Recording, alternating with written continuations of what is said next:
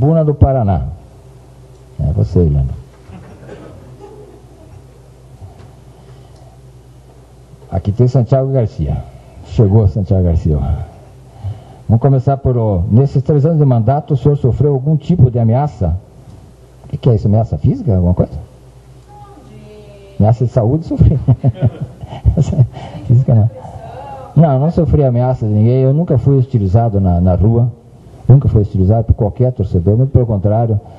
Recebi sempre cumprimentos do torcedor pela gestão que está sendo feita, compreendendo que o futebol está vindo mal, mas que a culpa não era do presidente. Essas coisas. Nunca tive nenhuma hostilização, graças a Deus, nesses 3 anos. Aqui dentro da arena, sim. A torcida muitas vezes gritou contra mim aqui. Mas aí eu atribuo isso a uma questão até política. Porque é questão também de política e questão de inteligência, né? Porque eu me lembro que no início, 2009, 2010 gritaram meu nome aqui, porque nós terminamos em 5º lugar no campeonato, eu não tinha nada com isso, e gritaram meu nome. Como também gritaram contra quando nós perdemos. Então, eu digo que é uma questão também de inteligência pelo seguinte, e estratégia política também. Questão de inteligência porque o Mário Salles ficou o tempo todo chamando a torcida fanática, o TOF, de chapa branca, né? Eles não vaiavam o presidente, eles não gritavam contra o time. Então, insistindo, torcida chapa branca, chapa branca, chapa branca. Isso é estratégia política. E questão de inteligência, ou falta de inteligência, a partir do momento que a torcida acha, bom, vamos ofender o presidente porque nós não somos chapa branca, vamos mostrar que nós não somos chapa branca, sabe? Então é esse tipo de coisa que, no fundo, não me incomoda, porque tem essas questões sociológicas aí que tem que ser apreciadas e analisadas. E pergunta ainda à tribuna se eu tive alguma pressão interna, principalmente depois que teve o primeiro rompimento na diretoria, ainda em 2009. Esse rompimento da diretoria de 2009, o que é? Ah, não, isso já foi desde 2008, que eu falei agora no histórico que eu fiz do meu rompimento com ele. Isso aí não atrapalhou absolutamente nada na questão administrativa. Atrapalhou fora, porque você ter uma pessoa diuturnamente criticando, agredindo, verbalizando, é complicado, é ruim. Isso desestabiliza, atrapalha. Era o que ele queria, né? Isso é uma estratégia nazista, né? Você atacar para desestabilizar o outro. Aí ele sabe usar bem isso, ele é craque nisso. Quanto gastou para compor o elenco de 2011 com compras e empréstimos de jogadores que iniciaram ainda no final do ano passado? Qual foi o investimento feito e o que o senhor acredita ter sido o pior investimento? Bom, então você quer saber aqui, desde o final de 2010 e durante 2011, porque no final de 2010 vieram alguns jogadores já para 2011, né? Então veja aqui, em 2011 e final de 2010, nós fizemos 3 compras só. Nós compramos o Rodolfo, goleiro, que foi campeão paranaense na categoria dos juniores, e que sobe o profissional agora em janeiro, grande futuro. O Gênison, vou dar valor também, né? O goleiro Rodolfo nós compramos 60% por R$60 mil. E agora compramos os outros 40 dele por R$50 mil. E ele é 100% do Atlético. Tiramos empresários do negócio. Tiramos todo mundo. É do Atlético. Não tem ninguém, não tem terceiros, quartos, quintos. Só Atlético. O Gênison, que é um menino também de 19 anos, 20 anos, que nós trouxemos no final do ano passado, lá do Nordeste, acho que é do Paysandu, isso aí. Pagamos R$50 mil pelo Gênison. Atuou, foi campeão paranaense, vai ser aproveitado no profissional. Jogou até algumas partidas no Brasileiro, o Lopes até colocou um dia contra o Vasco aqui. Jogador de grande futuro. E compramos o Santiago Garcia, que vai merecer um capítulo à parte aqui, em função da questão política que isso aí virou, né? Então, foram 3 compras. Gastamos 60, agora mais de 50, 110 com o Rodolfo, 50 com o Gênison. E mais o Santiago Garcia. Trouxemos empréstimos. Todos gratuitos, sem gastar um centavo, Eliana. Márcio, Edson, Silvio, que foi o 3º goleiro, que ficou aí também 90 dias, foi embora. Rômulo, Marcos Pimentel, Hugo, Flávio Boaventura, Daniel, Alê, Wendel, Kleber Santana, Everton, Adailton, Rodriguinho, Lucas, Enan, Lucas, nosso ídolo, Enan, Igor e Wesley. 19 jogadores. Não gastamos um centavo de empréstimo, só os salários deles. Falou de empréstimo, eu revelei. Salário não vou revelar porque isso não é ético. Não é qualquer um que faz isso. Precisa ser bem antiético. Empréstimos onerosos. Aqueles que vieram emprestados e que nos custaram. O Edilson nos custou R$15.000. O Fabrício nos custou R$40.000. O Jailton, que veio também para o Júnior e acabou emprestado lá no Joinville. Foi campeão agora na Série D pelo C pelo Joinville, custou R$50.000.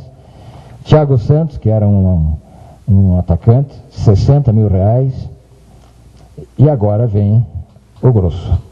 Robson, R$400.000.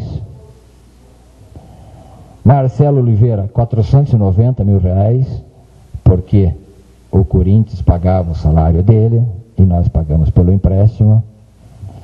E Kleberson, R$800.000, porque nós pagamos, o Flamengo pagava o salário do Kleberson e nós pagamos pelo empréstimo 10 parcelas de R$80.000. Ele ficou aqui conosco 11 meses. E aí pergunta a tribuna, quais os piores investimentos? Em matéria de retorno, eu não tenho a menor dúvida, o Robson e o Kleberson. Esses dois juntos nos custaram R$1.200.000. Com o agravante que o Robson, além dos R$400.000, nós ainda pagamos salário. Tá? Então, foi um investimento horrível. O Robson acho que não fez nem gol aqui conosco. E acabou lá no Sport Recife. Foi bem e subiu para a Série A com o Sport Recife. Aqui não deu certo. Veio só salário e direito de imagem. E o Kleberson, com toda a boa vontade, ele brigou com o Flamengo para vir para cá. Eu sei porque fui eu que acompanhei essa transação lá no Flamengo, com o Luiz Veloso, que é o diretor executivo deles, e não deu certo. Jogou pouquíssimo, marcou 3 gols, e não deu o retorno que nós esperávamos, e nós ficamos até dezembro honrando com o Flamengo R$80.000 todo mês, pelo empréstimo.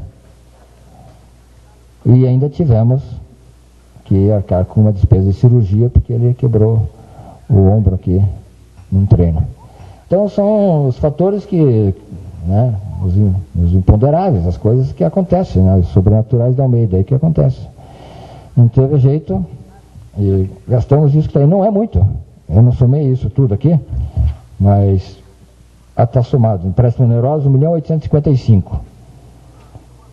R$1.855.000 no ano, R$150.000 por mês. Não é nada.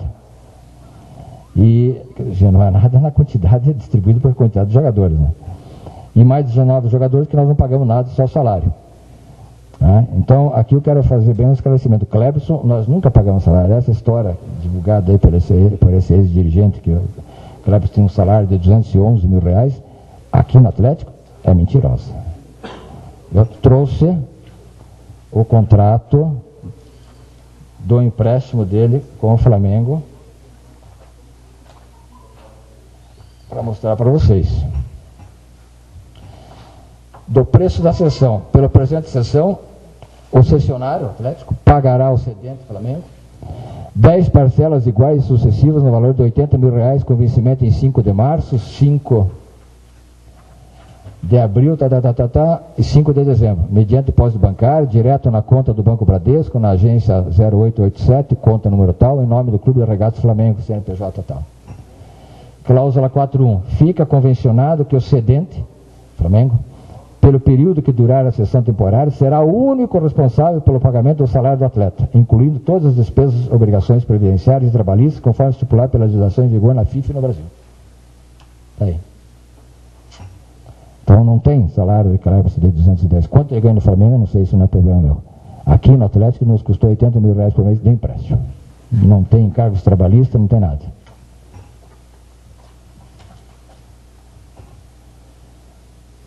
A contratação do Santiago Garcia tem sido constantemente criticada pelo alto valor gasto e baixo rendimento em campo. A compra foi com o aval de toda a mesa diretora do Conselho Administrativo e era do conhecimento de outros integrantes do clube? Ou foi uma compra que apenas o senhor e o diretor de futebol acompanharam? Essa pergunta, né?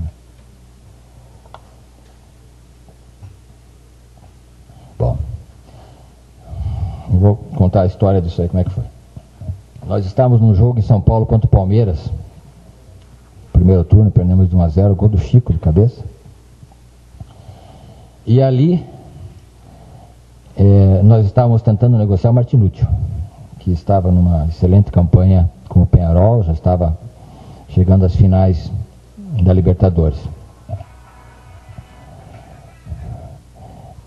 E nós fazíamos contato com o representante do Martinútil através de dois empresários de Porto Alegre. E eles tinham contato com o empresário do Martinútil, que é um argentino, e nós vimos já conversando há uma semana. No jogo lá contra o Palmeiras, eu disse para o Alfredo, você toma um avião daqui e vai direto para Buenos Aires para conversar com o empresário do Martinútil, porque não dá para a gente ficar falando por telefone e nós estamos sabendo que o Palmeiras está interessado e o Palmeiras diz que já está numa fase adiantada de conversação. E autorizei, e ele de São Paulo foi para Buenos Aires para negociar com o empresário do Martinútil. O Martinútil estava em Montevidéu.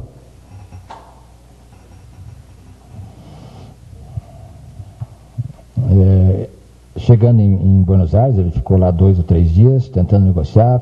Foi difícil porque o empresário fazia exigências grandes e dizia que o Palmeiras já tinha assinado um pré-contrato com o jogador. Como nós vimos que nós não íamos conseguir tirar nada ali, o Alfredo fez contato comigo por telefone e eu disse a ele, vá a Montevidéu e procure falar com o próprio jogador. O empresário está dificultando e está pedindo bastante, sob a alegação de que já tem um pré-contrato com o Palmeiras. Ele foi a Montevidéu, teve um problema ainda, porque estava aquele problema do vulcão, ele teve que ir de barco, não pôde ir de avião, foi de barco, ele e os dois empresários, representantes, ou agentes de Porto Alegre. Porque esse de Porto Alegre, além de conhecer o empresário do Martinútil, conhecia também o treinador do Peñarol, que é o... como é o nome dele? Diego Aguirre. Chegando lá, não conseguiram falar com o Martinútil, evidente, que estava concentrado, porque tinha o primeiro jogo contra o Santos. Eles fizeram contato com o Diego Aguirre, e o Diego Aguirre disse, vocês desistam, porque ele já assinou um pré-contrato com o Palmeiras. Me telefonou o Alfredo contando isso, bom, se ele já assinou pré-contrato com o Palmeiras, vamos sair fora, porque nós vamos começar a atravessar negócio de outros. Até então, nós sabíamos que o Palmeiras estava interessado, mas se agora o treinador está dizendo, não, o meu jogador já assinou com o Palmeiras, sai fora. Desiste do Martinútil e vamos ver um outro jogador. A outra opção que nós tínhamos era o Santiago Garcia. Digo, aproveite que você está aí, o Santiago Garcia joga no time adversário do Peñarol e veja as informações que se obtém dele no próprio Nacional. Ele falou com o treinador e o treinador fez as melhores referências do Santiago Garcia, dizendo que como atacante seria muito mais proveitoso do que o Martinútil, que seria mais meia do que atacante e tal. Disse inclusive que ele, Diego Aguirre, foi quem convocou o Santiago para as seleções de base do Uruguai. Santiago jogou nas seleções de base, marcou 5 gols em 7 jogos, ou em 10 jogos, coisa que vale. E que o Santiago era a maior revelação do futebol uruguaio nos 2 últimos anos, tendo sido artilheiro nos 2 campeonatos uruguaios, com 20 anos de idade, 19 e 20 anos de idade. Então vamos iniciar o contato com o próprio Nacional para ver se acertamos o Santiago. E aí começou essa negociação, que eu não comuniquei a ninguém aqui em Curitiba, porque eu não queria que isso vazasse e pudesse ser atravessado por outro clube. Porque nós sabíamos, já de antemão, que o Benfica queria esse jogador e que o Porto também queria esse jogador. E falava-se em algum clube espanhol, que eu nunca soube que clube poderia ser, não sei se era conversa ou não, mas o Benfica e o Porto sim, e eu tenho matéria aqui tanto do Benfica quanto do Porto, interessados no jogador. Vocês devem também ter visto na internet, devem ter acompanhado. De maneira, então, que a repercussão da possibilidade de nós termos o Santiago Garcia foi muito grande. A imprensa aqui, não sei por que cargas d'água, lá pelo quarto, quinto dia vazou, essa informação vazou, me parece que saiu lá de Montevidéu mesmo, saiu de lá, né? Isso, que recebeu um fax, isso, exatamente, recebeu um fax e antes de passar o fax para o Nacional, para o Alfredo, quem foi, tirou cópia. Então vazou. Até então eu estava realmente trazendo isso em absoluto sigilo, não tinha comunicado sequer aos meus companheiros de diretoria, nenhum deles sabia. Como vazou, todos ficaram sabendo, e nós continuamos na transação, que não deu certo, porque daí supervalorizaram o jogador, o Alfredo veio embora sem ter contratado o jogador, ficou aqui uns dias e depois retornou para o Uruguai e acabamos contratando o jogador na segunda ida do Alfredo para o Uruguai.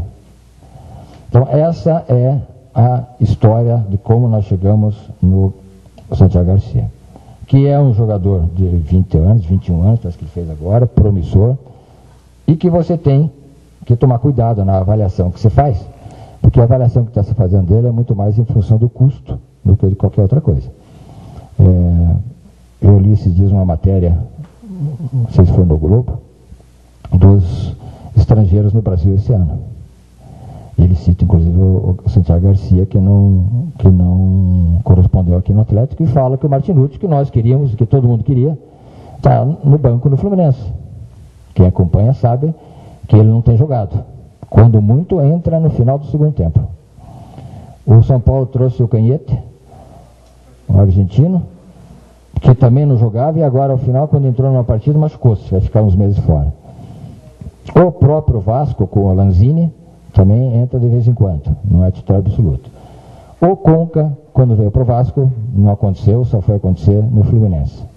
Nós, quando trouxemos os 3 colombianos, o Ferreira demorou para jogar, estreou aqui na Arena, no jogo contra o Curitiba, que nós ganhamos de 1-0, entrou no intervalo do jogo e saiu antes de terminar o jogo substituído. Tinha uma expulsão, não lembro de quem foi expulso, e aí entra mais um zagueiro e sai o Ferreira.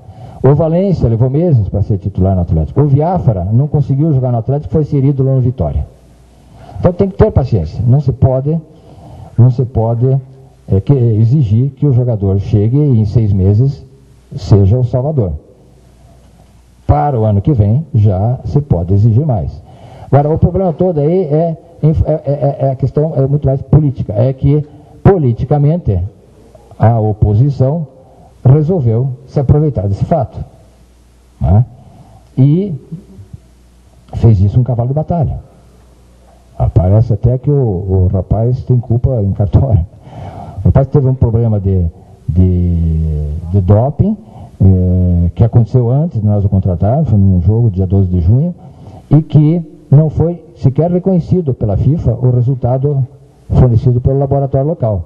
Eu tenho, não trouxe aqui comigo, mas tenho declaração da CBF dizendo que ele não está punido internacionalmente, que ele pode jogar perfeitamente e que o laboratório lá não é reconhecido. Então, essa questão do doping não atrapalhou em absolutamente nada. E nós, pelo tempo que estamos convivendo com ele aqui, temos certeza absoluta que ele não é usuário de droga. Presidente, ainda sobre o jogo, a oposição divulgou alguns valores, o senhor contesta esses valores? Tem os valores que eu vou chegar agora nos valores.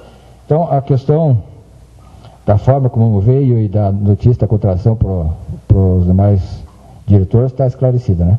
Quando nós o contratamos, aí eu comuniquei a eles todos que tínhamos contratado, todo mundo achou espetacular. O Enio foi uma pessoa que disse, poxa, mas estou achando que é muito dinheiro para o tamanho das nossas pernas. Isso é uma questão de opinião dele.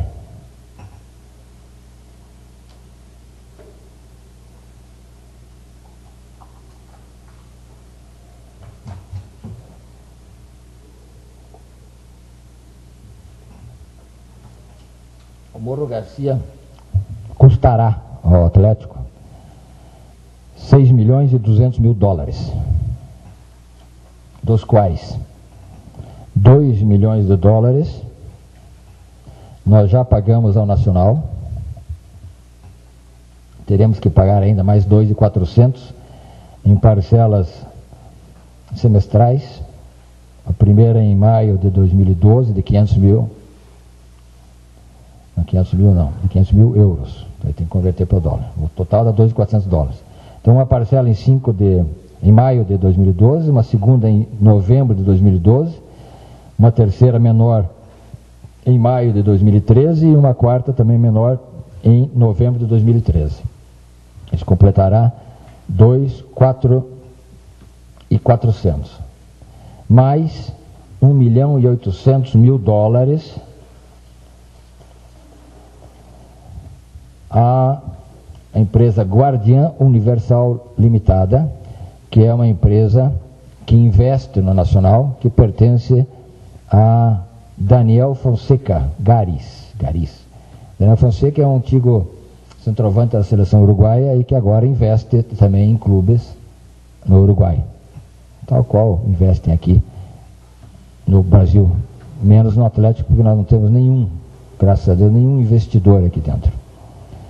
Então, são mais 1.800.000 dólares, dos quais nós já pagamos uma parcela de 545, uma de 485 e duas de 85. Teremos uma de 400 mil que vai vencer daqui a um ano e outra de 200 mil dólares que vai vencer daqui a um ano e meio. Então, o jogador nos custará 6 milhões e 200 mil dólares. E compramos porque temos dinheiro para comprar. E compramos porque poderemos pagar. Tanto é que temos esse dinheiro aí que poderia pagar e sobra.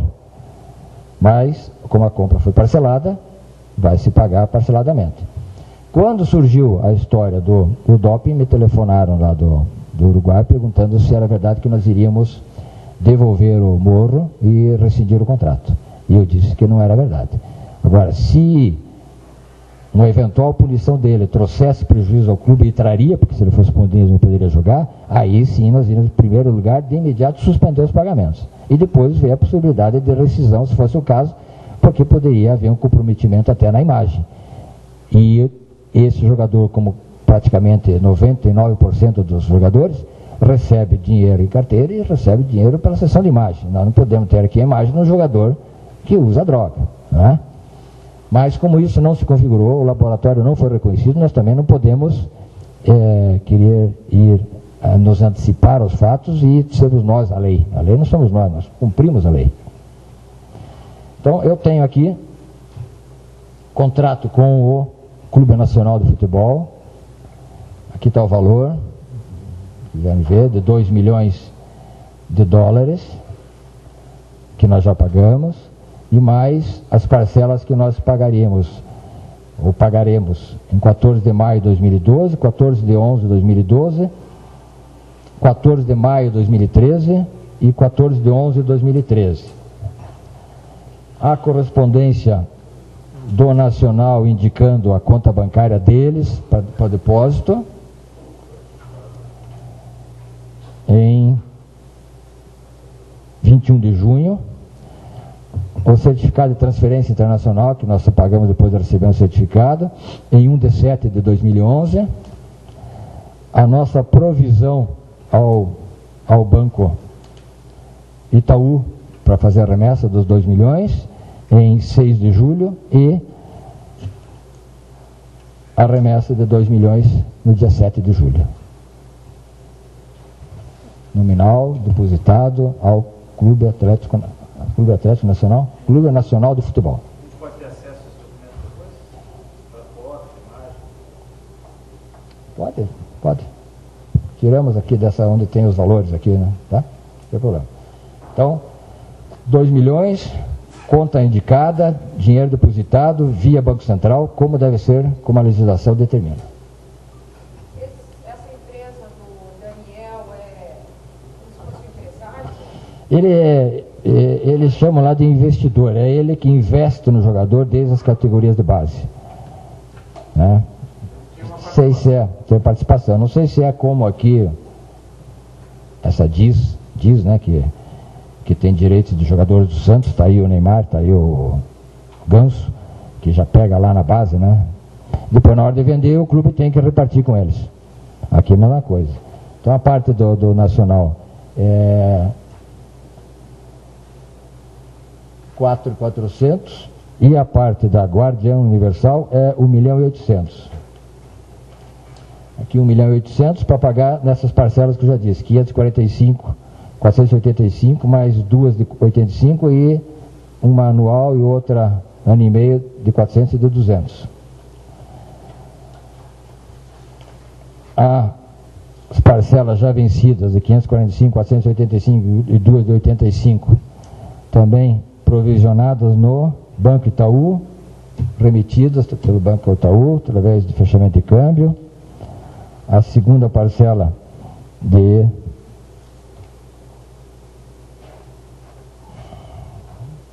R$485 também, câmbio fechado. Terceira parcela de 85 mil, também câmbio fechado, também pelo Itaú. E a última parcela, também pelo Itaú, 85 mil pago. Então, nós teremos ainda que pagar a essa empresa $400 mil,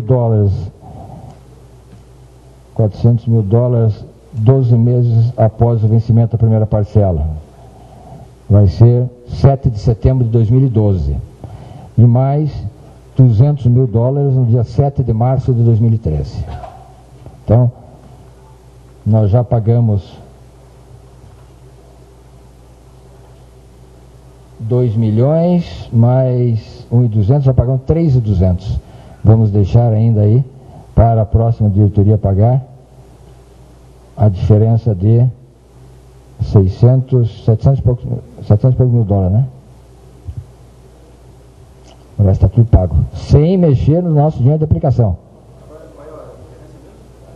Bom, vamos ver se eu fiz as contas certas.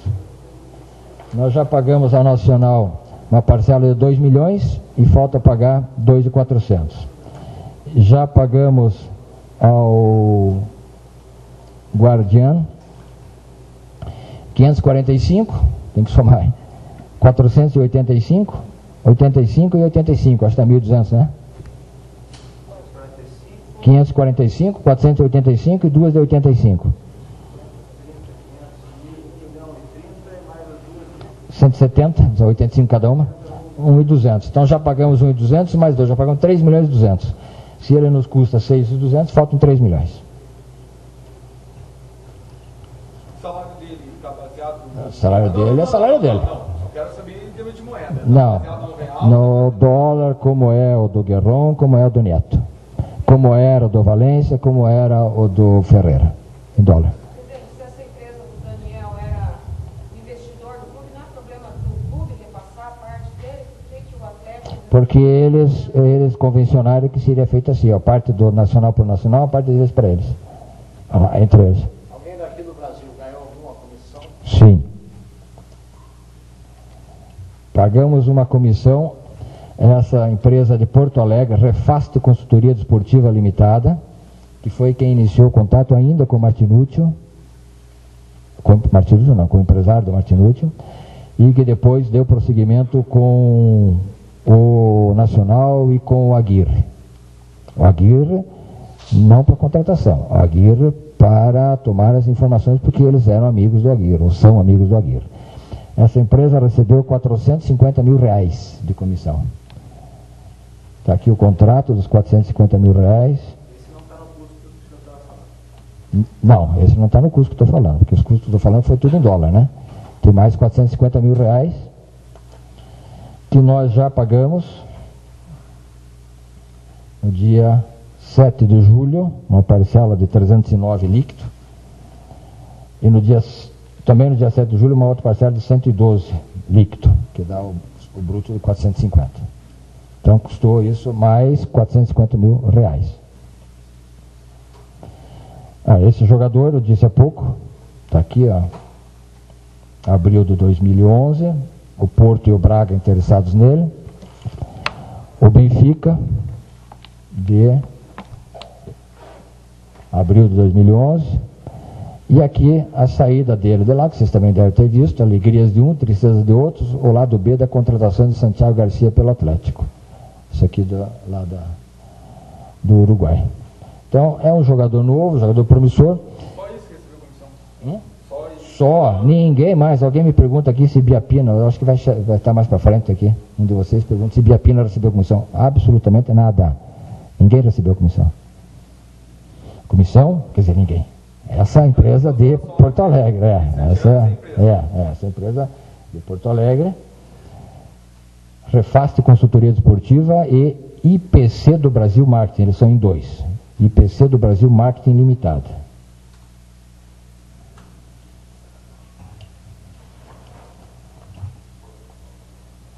Então, essa é a documentação e a verdade verdadeira sobre o Santiago Garcia. Se vocês tiverem mais alguma dúvida do Santiago, por favor me perguntem, que eu disse que viria aqui hoje. E é a minha última entrevista para esclarecer. Eu não quero que um de vocês saia daqui dizendo que o presidente não esclareceu, ou o presidente não mostrou. Porque falar é fácil. Eu quero ver mostrar. Ninguém tem dúvida? Só tem uma pergunta. Vai, faça. Quantos quiser. Surgiu uma dúvida bem na metade do campeonato, inclusive na contratação do El Morro, que tinha alguma verba destinada ao pessoal de Londrina, que a parte do seu irmão. Ah, isso é um absurdo. Isso é uma maledicência. É uma maledicência do seu Mário Celso Petralha. Que o senhor esclarecesse também essa parte. Não, isso quem deveria esclarecer é ele.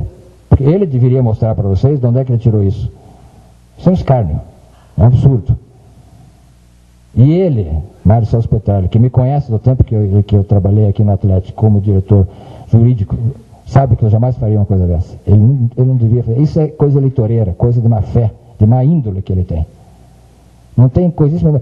O Figueiredo não participou de absolutamente nada. O Figueiredo não tem nada a ver com isso. E se tivesse, eu estava fora, o Atlético estava fora, eu não ia deixar fazer.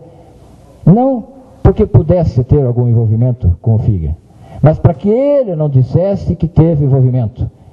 Porque ele usa essa história do Figueiredo, é bom até fazer aqui um parênteses, como um mecanismo de defesa. Isso é o que se chama de projeção. Ele projeta em mim quando ele se olha no espelho. Ele se olha no espelho e projeta aquela imagem dele a mim. Entendeu?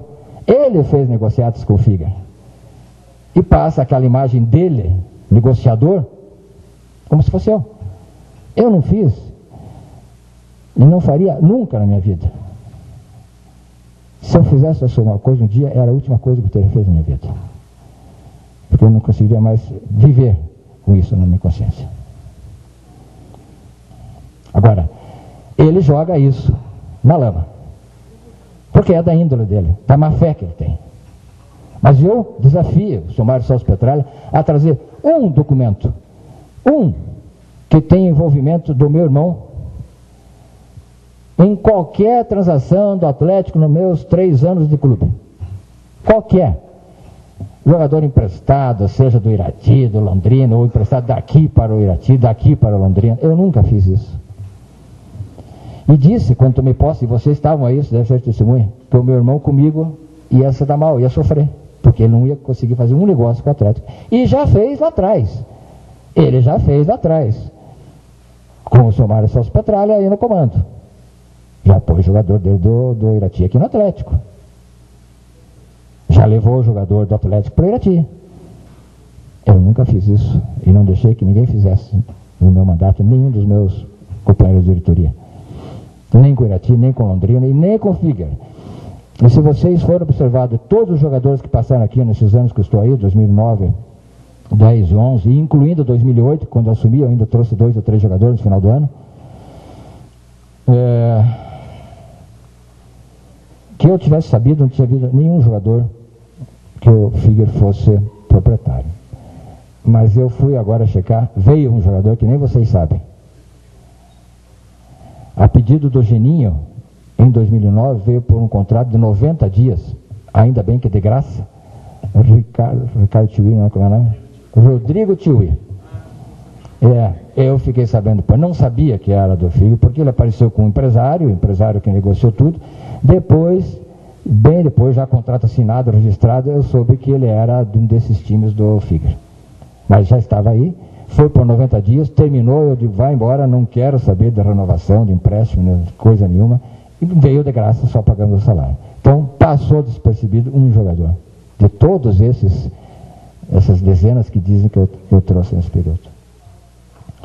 Então, está explicado? Não resta dúvida, né? Que é um absurdo tão grande que não sei como é que pode querer alguém acreditar. Nem o próprio Petrarca acredita nisso, mas é o tal do mecanismo de defesa. Vamos atacá-lo, porque assim ele também não faz negócio com o FIG, e ao não fazer negócio com o FIG, não fica sabendo do nosso passado com o FIG. Que vocês da imprensa acabaram sabendo no furo que a Gazeta deu hoje, o que é a transação dele com o FIG. Esse é o próprio mecanismo de defesa. Não deixar você chegar e agredir para você ficar na retaguarda e não poder agredir. Lamentavelmente, é a índole de alguns no futebol. Esse tipo de gente está sendo expurgado, mas esse quer voltar. Então, tribuna, tá ok?